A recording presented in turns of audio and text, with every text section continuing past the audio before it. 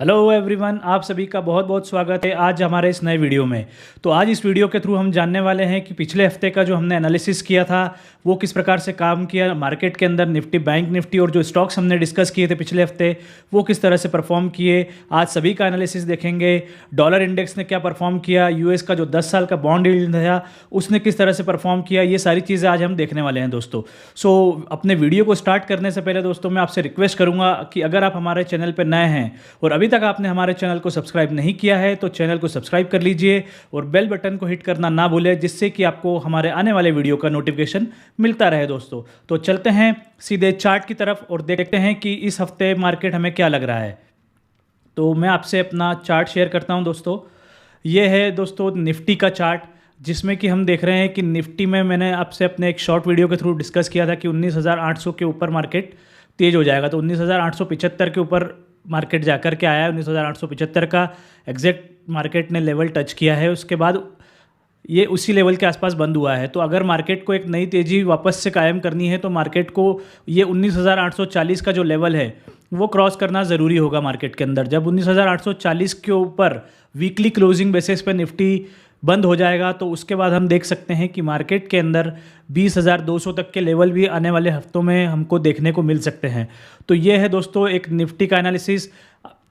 Nifty जो है एक रेंज में रह सकता है 19,800 ऊपर की तरफ और नीचे की तरफ 19,600 19,550 की तरफ। तो ये एक रेंज है, जब तक ये दोनों तरफ की रेंज नहीं काटेगा ये एक रेंज में ही रहेगा। उसके बाद बात करते हैं दोस्तों बैंक निफ्टी की। तो बैंक निफ्टी में हमने देखा था कि ये जो डबल टॉप का फॉर्मेशन बना था उसके बाद से कंटिन्यूस देखिए आप उसके अंदर अभी एक गिरावट का ही दौर देखने को हमें मिल रहा है और अभी शुक्रवार के दिन भी काफ़ी तेज़ गिरावट इसके अंदर हमें देखने को मिली बैंक निफ्टी के अंदर। तो निफ्टी के कंपैरिजन में बैंक निफ्टी जो है वो ज़्यादा कमज़ोर लग रहा है और बैंक निफ्टी के अंदर ये जो लेवल हमने मार्क किया है यहाँ पे 43,350 और 43,400 का, ये आपको मार्क करके रखना है। अगर ये लेवल बैंक निफ्टी के अंदर टूटेंगे तो बैंक निफ्टी में हमको एक 4 से 5% की तेज़ गिरावट देखने को और मिल सकती है। तो बैंक निफ्टी में अगर आपकी पोजीशन है तो एक बार अपने स्टॉप लॉस को चेक कर लीजिएगा दोस्तों। बैंक निफ्टी यहाँ से थोड़ा सा कमज़ोर लग रहा है, ये एक सपोर्ट के आसपास ही है, सपोर्ट से अगर घूम जाएगा तो एक अच्छी बात होगी। तो ये था निफ्टी बैंक निफ्टी का एनालिसिस दोस्तों। अब नेक्स्ट एनालिसिस हम करते हैं जो यूएस का बॉन्ड यील्ड है 10 साल का। इसमें हमने काफ़ी अच्छा सिग्निफिकेंट करेक्शन देखा था पिछले हफ्ते के अंदर, 4 से 4.5% का इसमें गिरावट आई थी। तो ये एक रीज़न था, इंडियन मार्केट था उसको परफॉर्म करने का। सो ये अभी भी आप देखेंगे कि कोई खास इसमें कोई मूवमेंट ऊपर की तरफ नहीं आ रहा है। तो जब तक ये नीचे रहेगी हमारा मार्केट परफॉर्म करता रहेगा।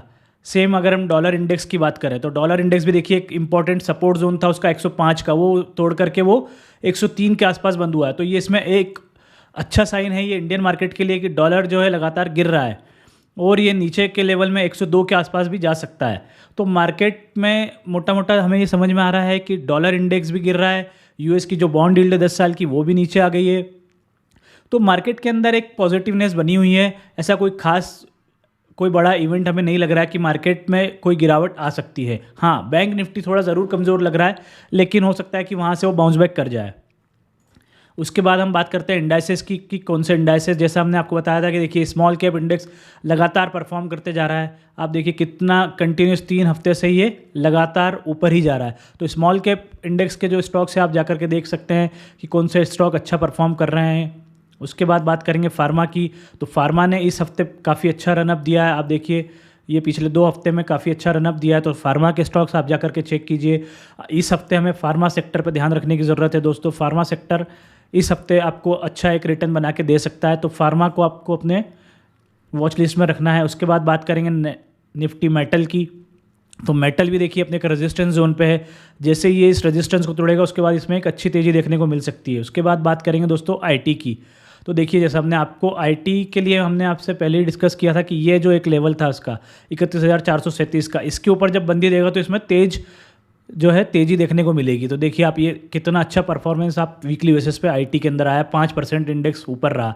तो निफ्टी आईटी के जो भी स्टॉक्स थे, हैवी वेट्स भी चले हैं इस हफ्ते, आप मिड कैप भी स्टॉक देखिए सभी परफॉर्म कर रहे हैं अच्छे से। तो एक आईटी इंडेक्स भी आपके रडार पे होना चाहिए दोस्तों। आईटी और फार्मा ये 2 आपके रडार पे होना चाहिए आने वाले कुछ हफ्तों के लिए। उसके बाद बात करते हैं निफ्टी का जो मिड कैप इंडेक्स है वो भी देखिए निफ्टी का जो मिड कैप इंडेक्स है वो भी काफ़ी अच्छे से परफॉर्म कर रहा है। तो जहाँ निफ्टी बैंक निफ्टी एक जोन में बने हुए हैं, वहीं पे निफ्टी का जो मिड कैप है और जो स्मॉल कैप इंडेक्स है वो काफ़ी अच्छा परफॉर्म कर रहा है। उसके बाद बात करेंगे दोस्तों इंफ्रा की। इंफ्रा ये हमारा इस साल का थीम रहेगा और ये आने वाले कुछ महीनों के लिए आपको अपने रडार पर रखना है। बार बार मैं ये चीज़ें आपको बता रहा हूँ। उसके बाद है दोस्तों Nifty reality. Reality is also doing good. देखिए 4% का इसने मूवमेंट दिया पिछले हफ्ते। तो पिछले हफ्ते जो मार्केट के अंदर रैली बनी है तो सभी सेक्टर्स ने थोड़ा थोड़ा इसमें परफॉर्मेंस अपना दिया है। फिर ऑटो की बात करें तो देखिए ऑटो ने भी काफ़ी अच्छा मूवमेंट दिया है, लेकिन ये काफ़ी बढ़ चुका है। तो अभी हमको इसको थोड़ा सा साइडवेज जाने का वेट करना होगा और जब ये थोड़ा सा नीचे आएगा तो फिर हम ऑटो स्टॉक्स को देख सकते हैं। फिर बात करेंगे पीएसयू की। तो पीएसयू बैंक जो है वो काफ़ी, अभी देखिए इस शुक्रवार के दिन इसके अंदर काफ़ी गिरावट देखने को मिली दोस्तों। तो यहाँ अभी हम कुछ नहीं करेंगे। उसके बाद एफएमसीजी सेक्टर पे आप ध्यान दे सकते हैं कि ये लेवल जब तोड़ेगा तो एफएमसीजी के जो शेयर्स हैं वहाँ आप जाकर के चेक कीजिए कि कौन से शेयर्स आपको पसंद आ रहे हैं। उसके बाद आप बात करेंगे फाइनेंशियल सेक्टर की। तो यहाँ पर भी कोई खास मूवमेंट अभी हमें नहीं दिख रहा है। उसके बाद बात करेंगे एनर्जी सेक्टर। एनर्जी में भी कोई मूवमेंट अभी खास नहीं है। फिर उसके बाद पीएससी सेक्टर की बात करेंगे तो ये एक सेक्टर है, इस पे आप नज़र रखिए। ये थोड़ा सा टाइट कंसोलिडेशन रेंज में है। इसके बाद जैसे ही ये एक रेंज को तोड़ेगा ऊपर की तरफ तो इसमें भी एक अच्छी तेज़ी देखने को मिल सकती है। उसके बाद बात करेंगे ये कंजम्पशन अगेन।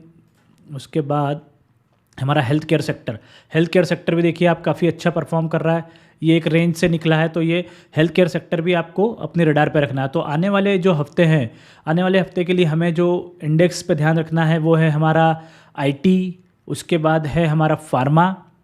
तो ये दो सेक्टर हैं जहाँ पे आपको नज़र बनाए रखनी है। और एक सेक्टर है मेटल। मेटल में आप अगर, जैसा मैंने आपको बताया था कि वो अगर अपना रेंज को तोड़ेगा तो मेटल में भी हमें आने वाले टाइम में तेज़ी देखने को मिल सकती है। तो ये था दोस्तों अब तक का जो हमने डिस्कस किया, जितने भी इंडाइसेस थे कहाँ पे हमें नज़र रखनी है और कहाँ पे हमें ध्यान रखना है। तो ये था इंडाइसेस का एनालिसिस। अब हम चलते हैं इस हफ्ते हमें कौन से स्टॉक्स अच्छे लग रहे हैं दोस्तों, और पिछले हफ्ते हमने कौन से स्टॉक डिस्कस किए थे वो भी डिस्कस करेंगे इसके बाद। तो पहला स्टॉक जो हम डिस्कस करेंगे दोस्तों वो है इरकॉन इंटरनेशनल। इरकॉन इंटरनेशनल जो आपको बाय करना है वो बाय करना है 164 से 160 की रेंज में। 164 पे भी आप जाके बाय कर सकते हैं और 160 की रेंज में। जो भी स्टॉक दोस्तों यहाँ पे हम डिस्कस करेंगे आप अपने फाइनेंशियल एडवाइज़र से डिस्कस करके ही किसी स्टॉक के अंदर पोजीशन बनाइएगा। यहाँ पे मैं किसी भी स्टॉक के अंदर क्लियर कट आपको कोई बाय या सेल का रिकमेंडेशन नहीं दे रहा हूँ। ये जस्ट मैं स्टडी पर्पज़ के लिए आपको बता रहा हूँ कि ये स्टॉक मुझे चार्ट के ऊपर अच्छे लग रहे हैं, जिनका बाइंग और सेलिंग लेवल या स्टॉप लॉस लेवल मुझे कहाँ समझ आ रहा है, वही चीज़ें मैं आपके साथ डिस्कस कर रहा हूँ। अगर आपको पोजीशन बनानी है तो आपको अपने फाइनेंशियल एडवाइज़र से डिस्कस करके ही किसी भी स्टॉक में एंट्री या एग्जिट करना होगा। तो ये था इरकॉन इंटरनेशनल, जिसमें बाइंग जो लेवल निकल के आ रहे हैं वो 164 और 160 के आसपास। इस स्टॉक के अंदर आपका जो स्टॉप लॉस रहेगा दोस्तों वो 150 के आसपास रहेगा और टारगेट जो बन के आ रहा है वो है 190 रुपये के आसपास। तो 15 से 20% का मूवमेंट आपको इस स्टॉक के अंदर देखने को मिल सकता है। आपको होल्डिंग रखना होगा इरकॉन इंटरनेशनल। उसके बाद बात करेंगे नेक्स्ट स्टॉक दोस्तों जो चार्ट पे हमें अच्छा लग रहा है वो है IRFC। इसको आपको बाय करना है ये इस लेवल के टूटने के बाद 78, जैसे ही ये क्लोजिंग दे देगा 78 की, 78 का जो क्लोजिंग देगा तब ये स्टॉक आपको बाय करना है। और उसके बाद अगर ये नीचे, अगर स्टॉप मतलब अगर ये स्टॉक और नीचे आता है तो आपको 74 के पास इसको और ऐड करना है। 74 पे आप ऐड कीजिए और 68 रुपीज़ का इसके अंदर एक स्टॉप लॉस लगा के आप अपनी पोजीशन को होल्ड कर सकते हैं। इसका आने वाले टाइम का जो टारगेट होगा वो 92 रुपये से 95 रुपये की रेंज में होगा। तो ये था दूसरा स्टॉक। तीसरा और एक बहुत ही बढ़िया स्टॉक मैं आपको बता रहा हूँ दोस्तों, ये है लोकेश मशीन। हाँ, ये 15 से 17 साल के बाद अपना ब्रेकआउट दे सकता है। अगर ये 285 के ऊपर इसने बंदी दे दी जिस हफ्ते, तो इसका ये बहुत बड़ा ब्रेकआउट होगा, लाइफ टाइम ब्रेकआउट देगा और उसके बाद ये स्टॉक एक नए टेरिटरी में जाएगा। तो अगर आपको इसके अंदर पोजीशन के लिए आप सोच रहे हैं तो इस लेवल पे आप थोड़ा सा, अगर ये आपको कहीं भी 268 265 की रेंज में मिलता है तो आप एक बार स्टॉक के अंदर एंट्री का सोच सकते हैं। तो इसका पहला टारगेट जो बनेगा वो 285 बनेगा और 285 क्रॉस करने के बाद ये स्टॉक जो है सीधे 310 315 की रेंज में चला जाएगा। तो ये स्टॉक को आपको अपनी वॉच लिस्ट में ज़रूर रखना है। नेक्स्ट स्टॉक है दोस्तों जो आपको अपनी वॉच लिस्ट में रखना है वो है IRB इंफ्रा। IRB इंफ्रा देखिए 13 साल का ब्रेकआउट इसने दिया था जो कि 34 से 34.5 के लेवल पे था। ये इस लेवल के आसपास इसने 35 रुपये के आसपास इसने अपना एक 13 साल का ब्रेकआउट दिया था और उसके ऊपर देखिए काफ़ी अच्छे इसने सस्टेन किया है और 6-7% का मूवमेंट दिया है इस हफ्ते के अंदर फ्राइडे के दिन। तो आप देखिए ये स्टॉक को भी आपको अपनी रडार पे रखना है। ये स्टॉक अभी इसने जो क्लोजिंग दिया है वो दिया है 38 रुपये 10 पैसे के आसपास। तो कहीं भी स्टॉक आपको ये 35-36 रुपये की रेंज में मिलता है तो आप स्टॉक में एंट्री का सोच सकते हैं। 42 रुपये के अंदर आपके टारगेट होंगे, तो 10 से 12% का मूवमेंट आपको आसानी से मिल सकता है। अगेन ये स्टॉक, नेक्स्ट स्टॉक है हमारा HCL इन्फोसिस्टम। HCL इन्फोसिस्टम में देखिए धीरे धीरे जो है इसके अंदर वॉल्यूम बिल्टअप हो रहा है। ये देखिए आप धीरे धीरे वॉल्यूम बिल्ड हो रहा है। तो जैसे ही ये स्टॉक अगर आपको ये बिल्कुल ठीक लेवल है इसके अंदर बाइंग करने के लिए, थोड़ा सा एक 50 पैसे और नीचे मिलता है तो आप इसको बाइंग के लिए सोच सकते हैं। इसके अंदर पहला टारगेट आपका बनेगा 19.5 रुपये का। तो 10% का मूवमेंट आप इन सभी स्टॉक्स के अंदर आने वाले हफ्तों के अंदर देख सकते हैं।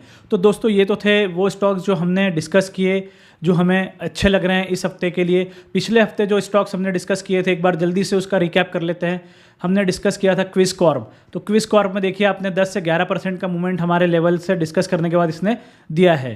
तो क्विज कॉर्प ने 11% का मूवमेंट दिया है। बाकी सारे स्टॉक्स जो हैं उसमें अभी आपका लेवल जो है वो लेवल के आसपास ही आप एक बार जाके देख सकते हैं। जैसे ये बेस्ट बाय हमने दिया 164 के आसपास, लेकिन अभी ये लेवल आया नहीं है। तो आप अगर ये आपको मिलता है कहीं भी इस लेवल के आसपास तो आप NMDC के लिए सोच सकते हैं। HBL पावर के अंदर देखिए 4% का मूवमेंट इसने मोटा मोटा 5% रिटर्न ये दे चुका है। विजया डायग्नोसिस देखिए अपने लेवल के आसपास ही आ रहा है बाइंग के, तो आप इसको बाइंग के लिए सोच सकते हैं। हमने यहाँ पे रिकमेंडेशन दिया था 630 के आसपास, 560 का स्टॉप लॉस था। तो अभी स्टॉप लॉस काफ़ी दूर है, अभी भी आप इसके अंदर पोजीशन के बारे में एक बार सोच सकते हैं। वेल्सपन एंटरप्राइजेस ये स्टॉक भी बेस्ट बाय बनेगा 300 के आसपास। विंडलास बायोटेक, तो ये सारे ही स्टॉक जो है जिनमें से जिसमें एंट्री ट्रिगर हुई है वो क्विज कॉर्प में आपने देखा 11% का रिटर्न दिया है। HBL पावर ने 5% रिटर्न दिया है। तो दोस्तों इस तरह से स्टॉक का सिलेक्शन किया जाता है। आप देख रहे हैं किस तरह से हम लोग स्टॉक के अंदर एंट्री एग्जिट के लिए देख रहे हैं। तो दोस्तों अगर आपको हमारा ये कंटेंट और हम जो स्टडी आप लोगों के लिए लेके आ रहे हैं अगर आपको पसंद आ रहा है तो प्लीज़ कमेंट कीजिए। मैं देख रहा हूँ कि लोग वीडियो तो देख रहे हैं लेकिन कमेंट और उसको लाइक नहीं कर रहे हैं। तो अगर आप कमेंट करेंगे, लाइक करेंगे तो हमारे लिए भी एक कॉन्फिडेंस होगा कि हम आपके लिए इसी तरह से वीडियो बनाते रहें और इसी तरह से स्टॉक का सिलेक्शन करते रहें। स्टॉक सिलेक्शन करने में और बाकी सारी चीज़ें स्टडी करने में लोगों को बहुत मेहनत जाती है। तो आपसे रिक्वेस्ट होगा कि चैनल को सब्सक्राइब कीजिए और कंटेंट अगर पसंद आ रहा है तो उसको लाइक ज़रूर कीजिए और दोस्तों के साथ शेयर कीजिए। आने वाले हफ्ते में हम आपके साथ और भी ऐसे वीडियोज़ लेके आने वाले हैं। तो दोस्तों इस वीडियो को मैं यहीं पे ख़त्म करता हूँ। तब तक के लिए थैंक यू सो मच।